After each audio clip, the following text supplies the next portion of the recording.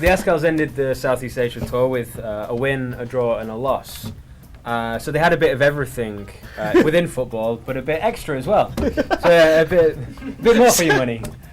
With a bit of a fight on the mixed martial arts. Pay-per-view. Maybe that's why the cameramen weren't showing it, because they were filming it secretly so that they could then sell it later on as a separate event on the mixed martial arts circuit. But did you manage to see what started the fight? And first off, just to begin the analysis. Honestly, I wasn't able to see what happened. I just like Arsene Wenger. I just read it over Twitter that Misaba was missing a tooth already, and then he tweeted that I'm alright. It's just half a tooth. So like that. Shout out to Misaba, by the way. Hope your tooth is better now. Because the videos clearly showed that the Laotian player did punch him in the face and broke his tooth. But I'm not sure how it's not a bad punch. I'm not. Absolutely. Yeah. I mean, but not a full punch because he wasn't able to take the entire tooth out. Anyway, I'm not sure what happened. Coach Phil, were you able to see the I think we're watching it on the coverage on Studio 23, and it was a bit patchy to say the least. Well, I think it all started with a tackle in midfield, didn't it? Then it just sort of handbags and various things were said, obviously, which you do say in a game. It happens, doesn't it? Yeah. And I think, to be fair, that I think certain people have come out and said, well, it shouldn't happen in football. The Laotians did this, the Philippine national team did that. It happens. Yeah. We've all been there. I mean, I slapped Mr. Bardoran across the back of his head in the Alaska Cup final 5 years ago. I got a red card, it was a penalty, they missed the penalty and we won 1-0. So I mean, we've all done stupid things on the pitch. Seems like we've just taken a bit of a battering. Why do people want to hit him?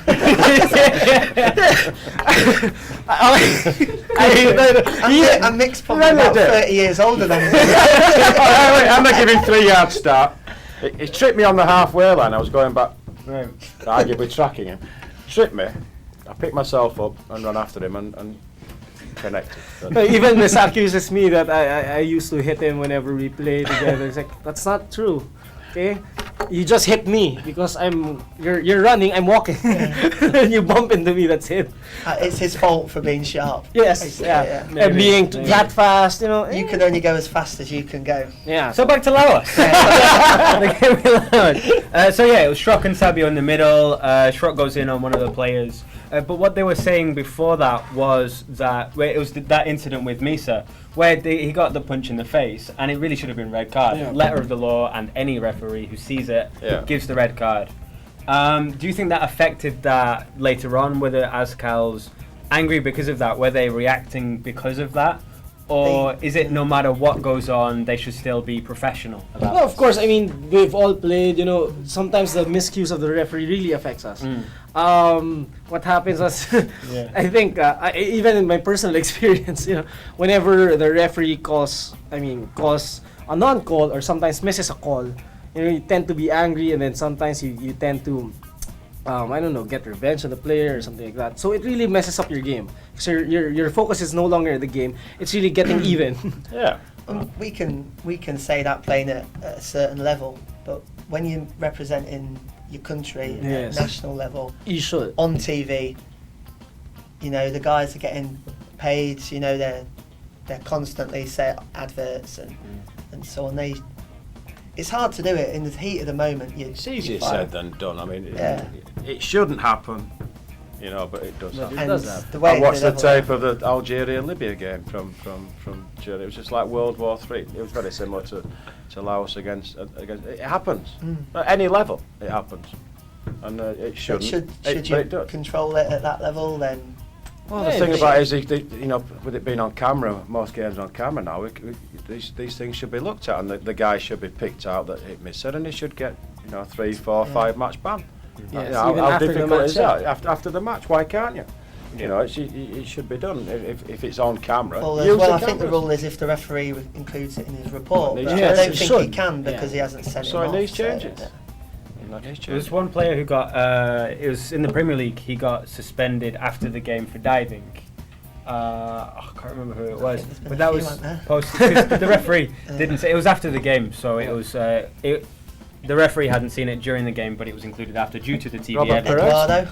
Eduardo, was it? No. I don't know, it might have been. So that's definitely that should be something that's looked at, because it wasn't just at the end of this ruckus, it was Misa and one of the Laotians who got sent off. So both teams were down to 10 men. Yeah. But clearly during the fight and the event before it that preceded it, there were a lot of fists being thrown. And if there isn't that discipline, then everyone loses their heads. They do get angry about calls because of that. Whose responsibility do you think that would be really to go as the after the event to start those suspensions? Well, I think it would be. It starts off with the referee, definitely. Not just the anyway, not just the head referee, but also the linesman and also the fourth official. That entire group should know, even though they didn't see it happen that same at that exact moment.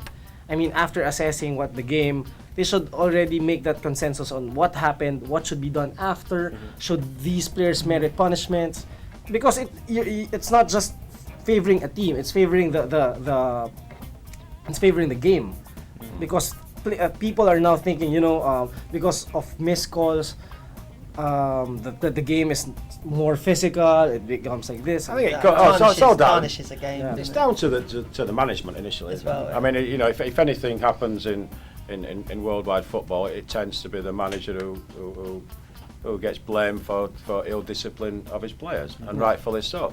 And if Vice thinks that certain players did something wrong, Then whether it was punish protecting a them, teammate or not, if you had a tooth knocked out and I've gone to protect you, I'm still technically in the wrong. Yeah. It should be dealt with by the referee, the two officials. Easier said than done, we know that. So I mean, but then again, is he going to, for instance, if a young husband, would he say young husband, you're banned for 2 matches because of ill discipline on the pitch? No, he's not. It has to be done by some governing body who said, okay, after the game, we're going to look and we're going to penalise you. I think what usually happens is obviously the refs or the Football Association, say in England, will review the tape, and they'll come out and say a game ban, 2 game ban and a fine. Yeah. But also sort of running hand in hand is the club will then say, we'll look at this internally. He's been given a free match. He's been given a fine. £5,000 is on £200,000 a week. Well, That's going to work. well, it's not me that's fining him, is it? A couple of weeks' wages. No. That's what usually happens. Yeah. So the club sort of apologise for what's happened and handle it internally, and the Football Association will give them a ban. Yeah, after the game, a lot of Filipinos are really mad at Laos for that. Though to be fair, firstly to the management, Dan Palami did come out and issue a statement where he disavowed anything. It was like they shouldn't have done anything like that, regardless of any provocation. That's a very, very good move in his part. Yeah. The correct thing to say and correct thing to do. Yeah. And also, the game wasn't decided by this. Laos had already won the game by that point, pretty much. They were 1-0 ahead at that point. And it wouldn't really have changed the result. Laos were the better team on the day. Yes. But that's how it goes sometimes in football. Sometimes you win it, sometimes you lose it. Both in football and in your head. Yeah, at the end of the day, cooler heads prevail. So, I mean, maybe was Meza the cooler head? No, definitely because of his missing tooth. Neil was a cooler head during that time. But anyway, for me, at the end of the day, we all see that this is part of the game. We all say that it's part of the game. There's a thin line, yes, but we can't really judge. Like, since we're all we're Filipinos, we're saying that it was Laos who yeah, I'm Filipino. I'm sorry. Was that the royal we? Yeah. I'm more influenced by English association than we thought. It got into my head that Roy's from Cebu, because every time someone comes in, I always tell them Roy's from Cebu. He's a fake Brit. But at the end of the day, I'm Filipino. You can't say that just because the Laos team was much better than us.